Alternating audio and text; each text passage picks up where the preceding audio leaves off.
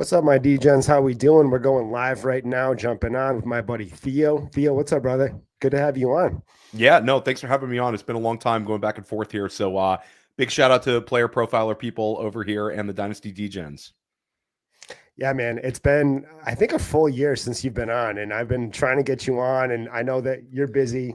We're just talking backstage a little bit about Halloween, how we're going live on Halloween, and it's a tough day for dads, man. It is. You're juggling a bunch of things, and I know right after this, I got to go pick up the kids and just kind of hit the ground running at this point.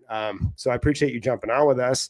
And what I really wanted to get into is just the shifts of Dynasty. You know, we're looking at these wide receiver shifts, and I think more so this year than any other year. Like, we knew that the set 5 or 6 in past years, and it hasn't shifted too much and not much has changed. But do you feel like this year it's just been like insanely different as far as the landscape goes and like the production, the players that we're looking at from the wide receiver standpoint? Yeah, I think I've had this conversation with a couple people. I think that we've seen like a dramatic shift over the last couple of years in Dynasty where rookie wide receivers are hitting more and more often right out of the gate. We've had multiple seasons where we've had top 6 scorers at the wide receiver position in PPR leagues. Last year we had 2 of them, Malik Neighbors and BTJ got there.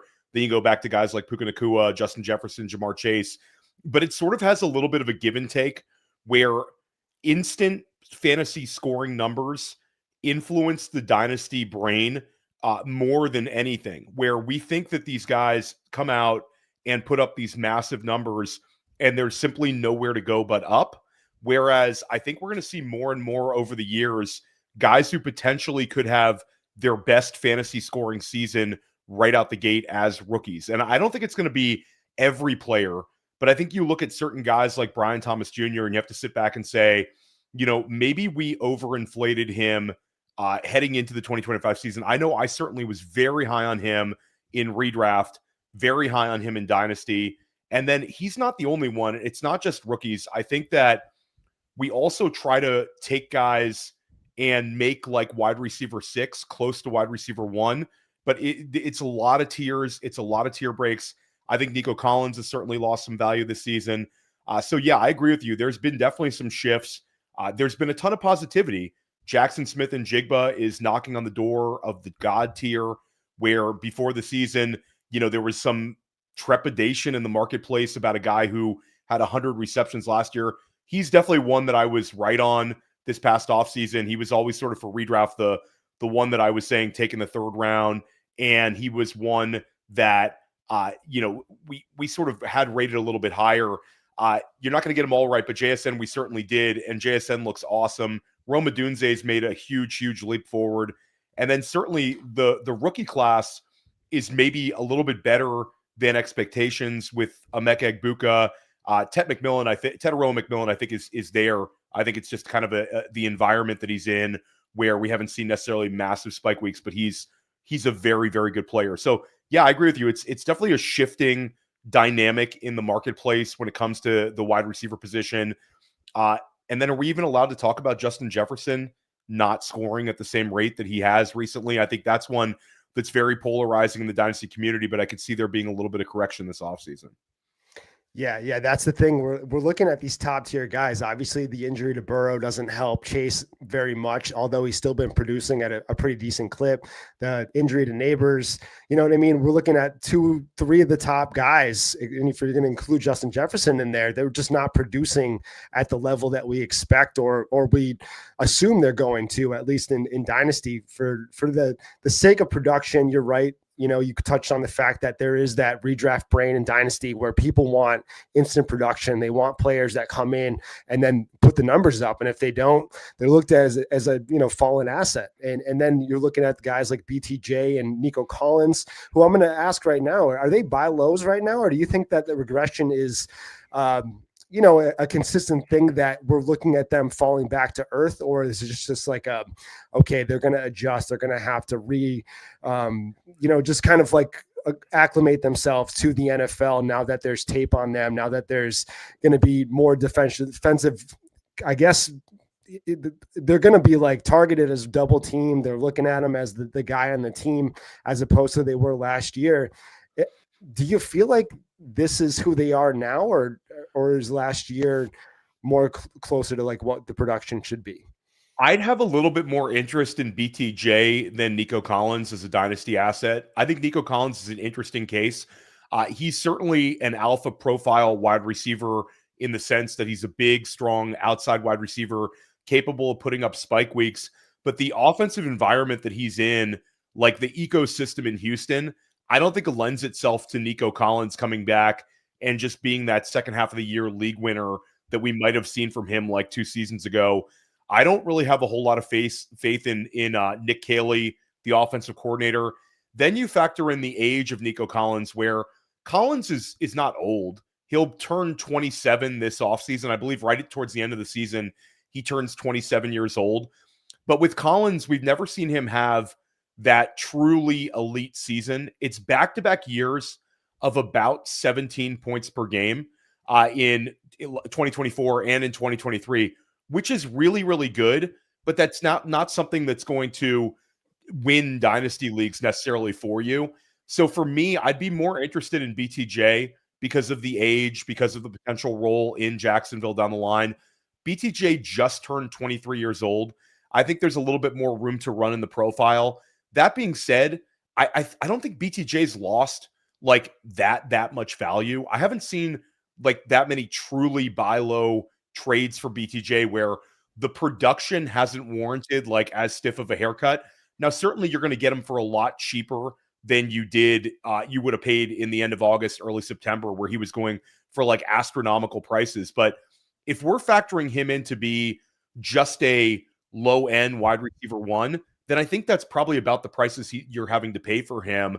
So it becomes an interesting like case study where would I rather take on a Rashee Rice or a Ladd McConkey, those kind of a players than a BTJ.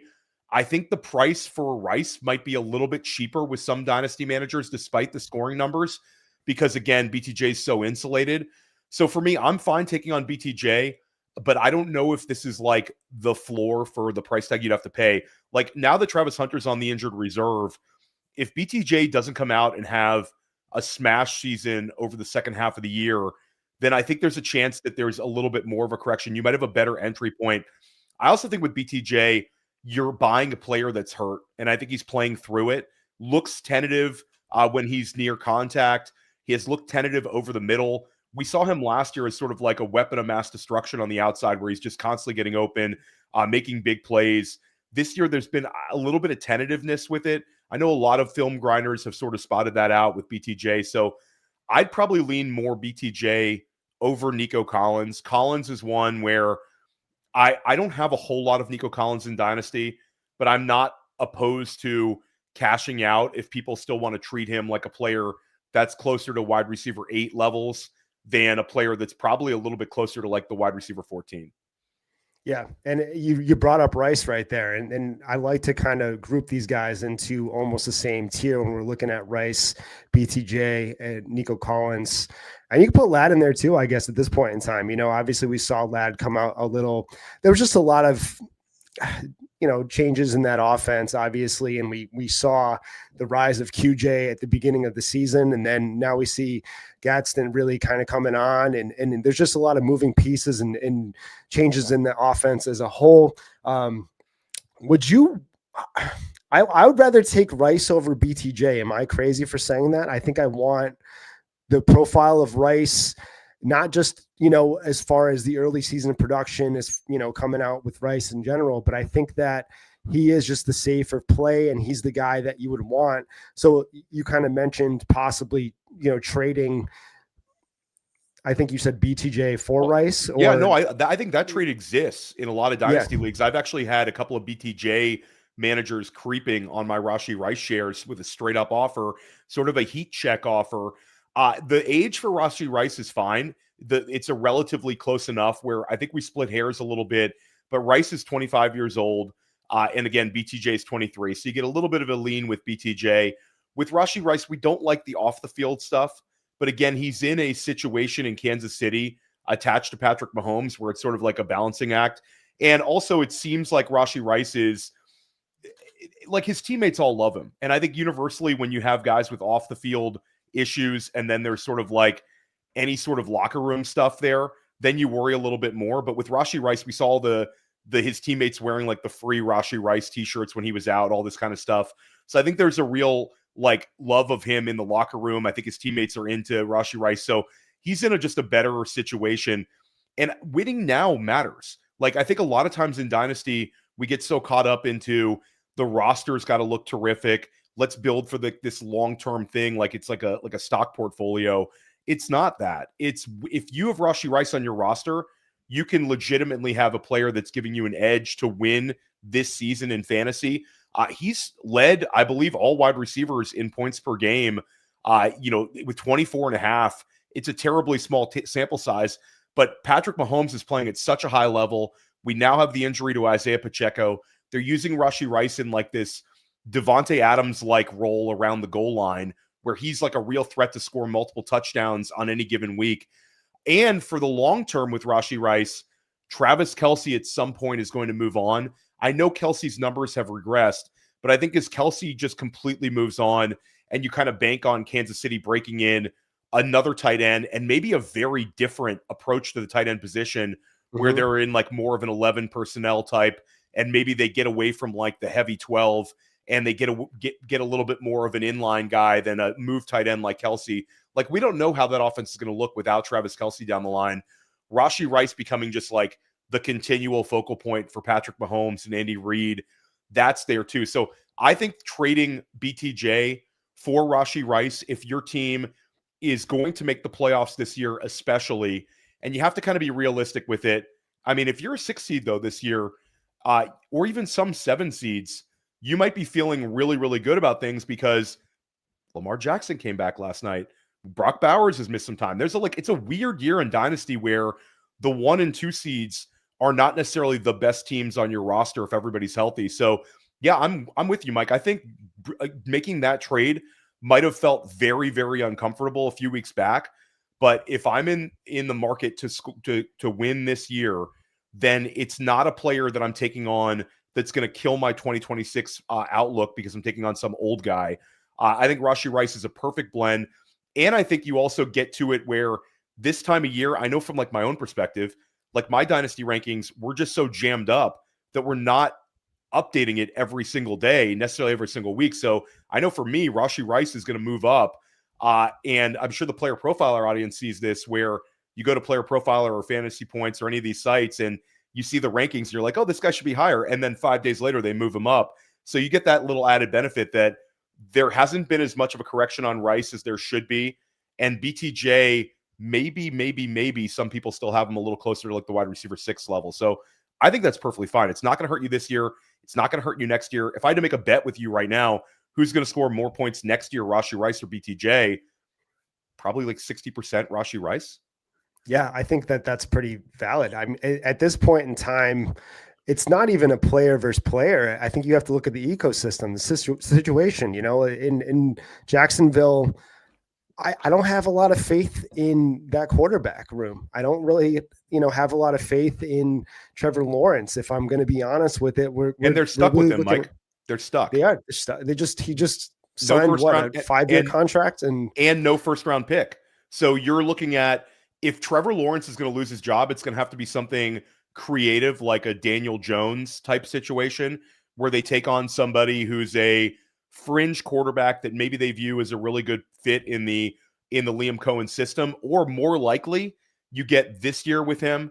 Now, do they kind of look at, and Travis Hunter was non-contact today. So like, again, we're just getting this Travis Hunter like details like half an hour before we started recording, but it's non-contact. He might not play another down this season. So you might get a scenario where Jacksonville ends up with a sort of a somewhat lost season where Brenton Strange is on the IR. He's got 2 injuries. Travis Hunter on the IR. BTJ playing through it. And they might just go into 2026 with another year of Trevor Lawrence and this wide receiver room, and then no first round pick. So you might see your quarterback answer in 2027, realistically. Yeah, that is something to talk about. Just Travis Hunter. There was no indication of an injury or anything. That was just a sudden injury, non-contact. And immediate 4-game IR, so if it plays out like that, if you look at it in that scope, that's terrifying as far as the dynasty manager goes. And if you have him in redraft, I'd be very nervous. I think you're right on the nail on the head when you're saying that he might not play another down this year, especially if this unravels and we look at, the strength of schedule and we see a couple L's kind of stack up on top of each other. And why would you rush him back at this point, and put him in a more jeopardizing situation for the future? And it's funny that we look at this and we saw, Brian Thomas Jr.'s best days with Mac Jones. I think that if we saw Mac Jones still on this team as the backup, they'd probably turn to him already. Almost. Is Mac Jones better than Trevor Lawrence? Are we allowed to have that conversation? I think we can have that conversation. Yeah. I think that, they both were not in great situations. They didn't go into great developmental systems at all. But I think Mac Jones has developed at an NFL level a little more than we've seen Trevor Lawrence. And I think this could have been even a close conversation in college, but there's obviously things that Trevor Lawrence does better than Mac Jones. But when we're looking at the mental makeup, I think Mac Jones has better mental makeup. I think Mac Jones makes better decisions at this point. And I would have never said that 2 years ago, but I think that's just, we've seen Trevor Lawrence almost regress at this point. I don't think that it's not even about developing. It's more about, he hasn't shown what he showed early in his career at this point. It's scary for me. I can't really. Yeah. Mac Jones has sort of fits the archetype of what we've seen the last few years, where there's been a lot of these guys that we looked at as busts in Dynasty, and then they get a chance to relocate to a better organization, maybe a more stable organization. Everything with Mac Jones sort of screams the next Sam Darnold, the next Daniel Jones. And, we don't want to say the next Baker Mayfield, but at this point, Daniel Jones has risen up like 15 spots in the dynasty rankings at quarterback. Mac Jones, I think that San Francisco was very, very smart with what they did this offseason. And again, Jacksonville was a little bit short-sighted, where Jacksonville, instead of bringing back Mac Jones and making it a priority, especially when you trade away that first-round pick, it's almost like they don't want to put the pressure on Trevor Lawrence to have him behind him after his relative success last year, where San Francisco gave him a 2-year deal. And with the 2026 class of quarterbacks not being where we thought it would be in August, not to get too forward here, but a lot of these guys that we thought were going to be potentially impactful fantasy guys down the line at quarterback, guys like Nussmeier, guys like Manning. There's multiple guys where we in August thought, hey, this could be a really, really strong asset for us. Now it's looking like there's some quarterbacks we have big question marks about. Now, guys have helped themselves. Mendoza's helped himself. Dante Moore's helped himself. There's a couple guys that have helped themselves, but it's not like a vintage quarterback class. It's not as good as what we've seen probably certainly 2 years ago. And I don't think that there's a Jackson Dart type in this class that's going to just come in there and light the world on fire. Maybe I'm wrong on that one. We'll see. Season's a long ways, but Mac Jones could have a lot of value to San Francisco. So I think the ideal situation for San Francisco is Brock Purdy comes back down the stretch, plays perfectly healthy, looks like Brock Purdy, and he has got that big contract. San Francisco could trade Mac Jones and get like a second-round pick from somebody, because I think it's a copycat league, and more people are going to look at Mac Jones, the guy who's come in, won games back-to-back years, and put up strong numbers. So, yeah, man, Mac Jones, somewhere in the multiverse, he's still throwing touchdown passes to BTJ this year, and we're all going nuts with BTJ on our rosters. Yeah, I know. It feels like it's too long gone at this point, but yeah, the 2026 class has. They've had some risers. You mentioned Mendoza. There's, Ty Simpson in there. There's guys that have jumped up a little bit. If I'm going to pick a guy I don't want to talk too much on this, but if I'm going to pick a guy that's going to come out Dart Lake, I'm going to say John Mateer. I love Mateer. I love Mateer. Like Mateer, and I'll give a shout out to. So I think Brett Whitefield, who works at Fantasy Points, he's a lot of the player profiler audience knows him because he used to always come on Dynasty Life when Dynasty Life was on the Player Profiler Network.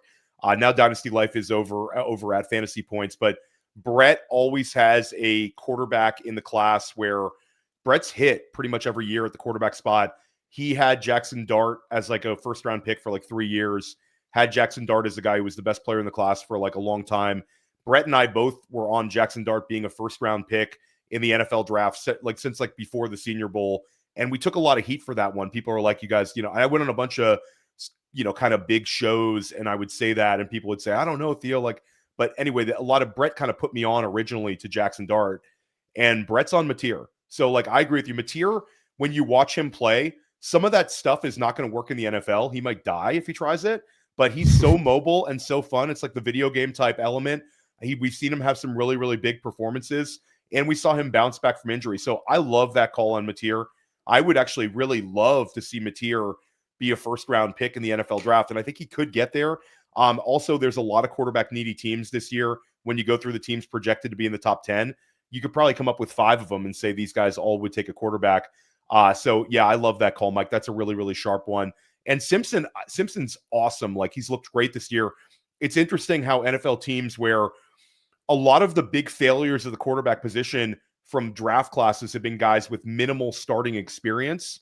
Will they hold that against Ty Simpson, where in a perfect world, Ty Simpson gives you 2 years starting at Alabama, but he might just go get the bag. He probably should just go get the bag this year. But again, if you go down the line and you look at each and every draft class, you can find a number of players who failed, who lost their starting job, and you can line it up with the number of college starts. And then the guys who sort of exceeded expectations, the Bo Nixes, the certainly the Jackson Darts, they had and Jaden Daniels for that matter, had 1 million college starts under their belt, some of them at multiple schools. So Mateer checks that boxes too as the transfer quarterback. So I like that call a lot. Yeah, it's nice. And I wanted to run it back to wide receiver, but I think after the game last night, it's really hard not to talk about Tua and Tua's outlook in the NFL. I think that Mac Jones and Tua did a body swap at this point, and we're looking at different trajectories where Tua is coming back into probably a reserve role at some point sooner rather than later. And Mac Jones might become the starter, imagine Miami trading for Mac Jones and Tua backing up Mac Jones at this point. But what do you think happens with Tua next year? Do you think Miami wants to take a quarterback in this? They're going to be in a good position to do it. I think Miami has to take a quarterback. And I think even though we talked about how we're not that high on the class, just with sort of Tua's outlook, the concussion history, the fact that we probably have a new head coach, I don't know if Tua is going to be a placeholder and then so they avoid taking quarterback until 2027. I don't know. It feels like a franchise that's going to move on. I think there's going to be a lot of turnover this offseason.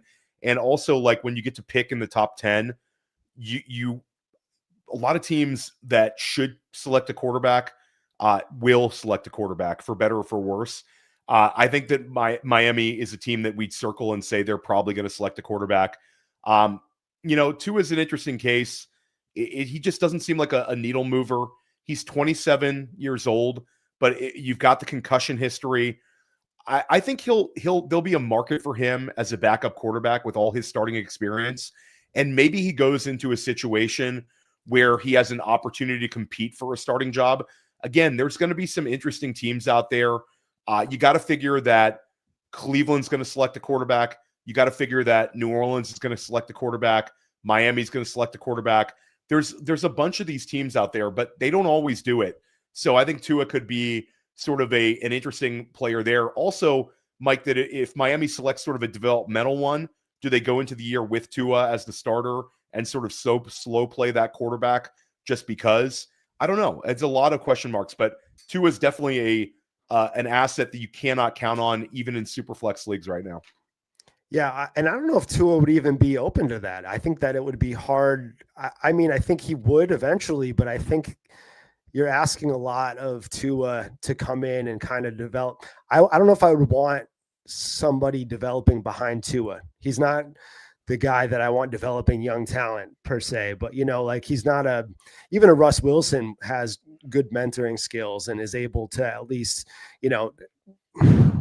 help out in other ways besides his play and stuff. So it would be, I think, a mistake to have Tua being the developmental year guy. I think it would be tough to have a talent probably better than him sitting behind him and just trying to watch his mechanics and the way that he plays. And, it's going to be messy, but I think that's what we like about fantasy. I think we like these messy situations. We like to see it unravel a little bit and see how it plays out. I'd rather take an Anthony Richardson.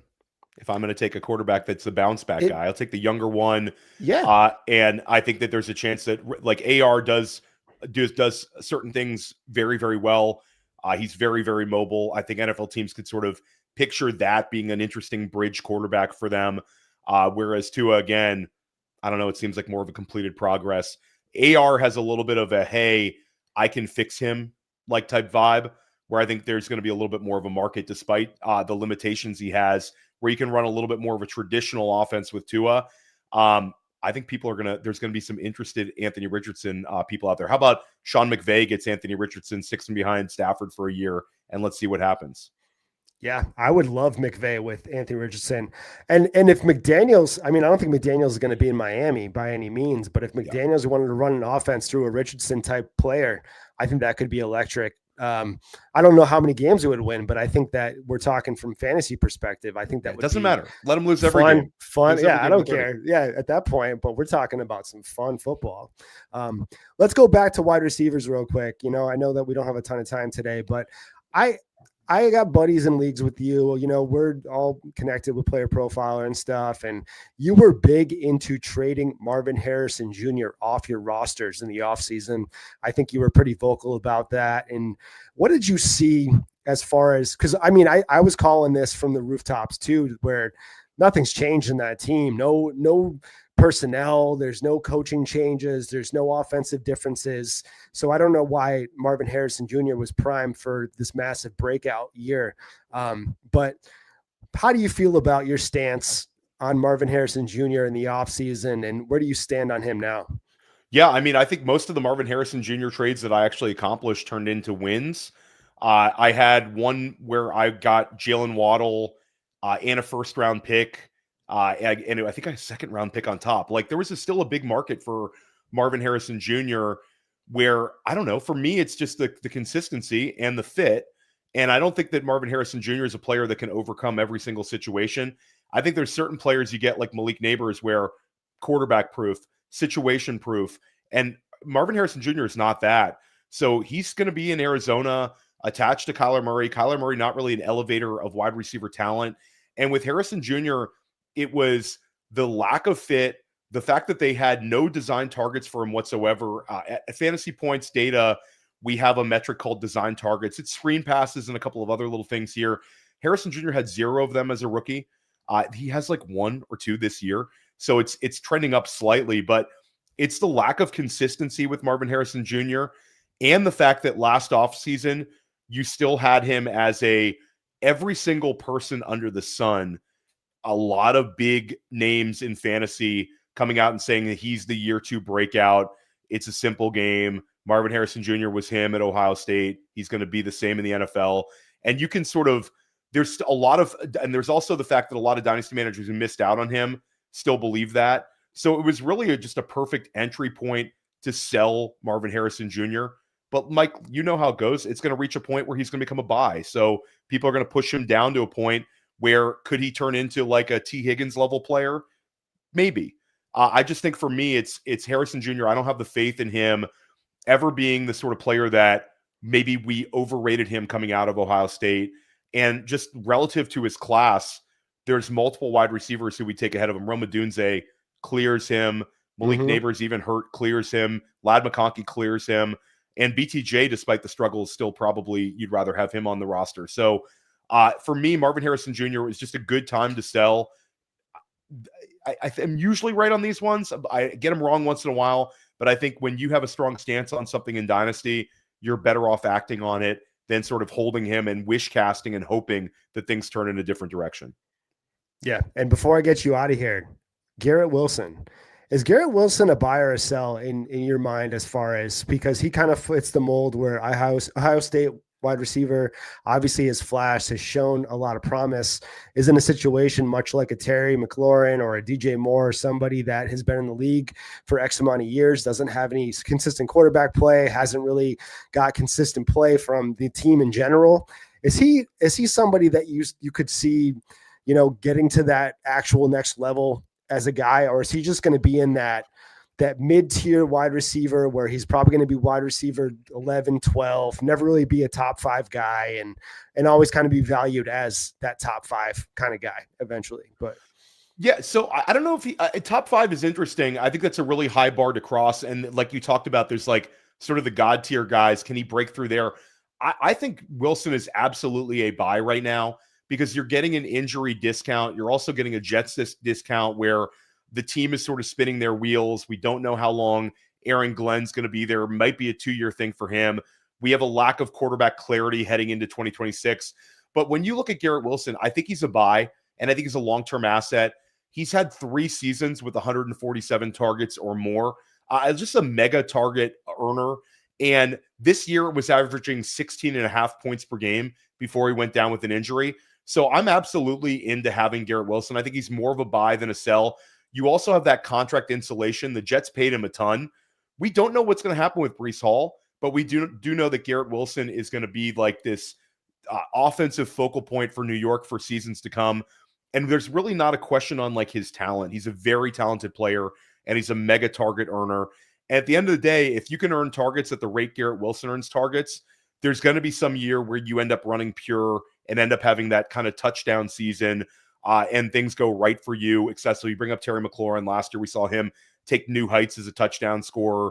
Certainly, JSN has taken a big step forward this year. So, yeah, I'm into Garrett Wilson. I think he's perfectly priced in that range where if you're looking to tear down from a guy that you maybe don't have as much faith in, Garrett Wilson's a really good one. And if you're looking to tear up from a guy, and Garrett Wilson's a player you could take on that has really kind of a long-term outlook.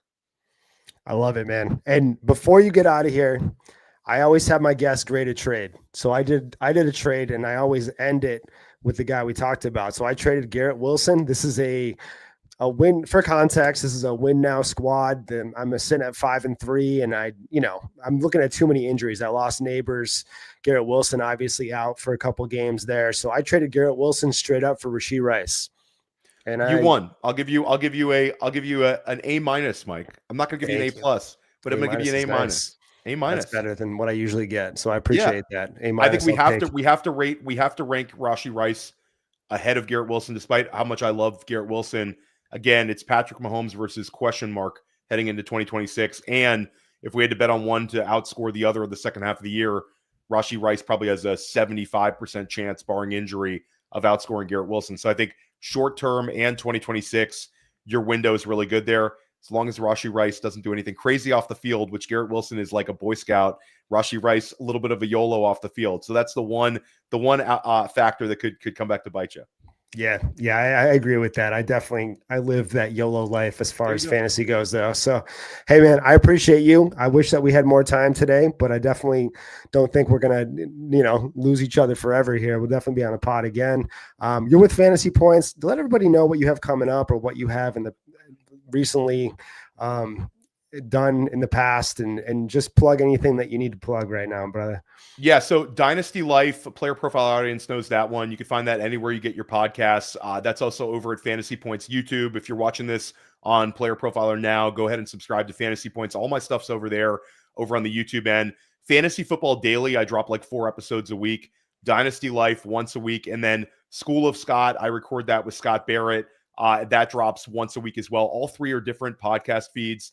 All of my Dynasty rankings and the Dynasty Market Report, my big Dynasty article, are over at Fantasy Points. You can subscribe to any Fantasy Points package with the code Theo and get 15% off. And then my Dynasty rankings are over there as well. So, yeah, I'm just grinding through, getting through the season, and hoping to win some Dynasty Leagues too. So big shout out for having me on. We'll definitely do it again, Mike. And a big shout out to everybody in the chat. I see Jamie Parag in the chat.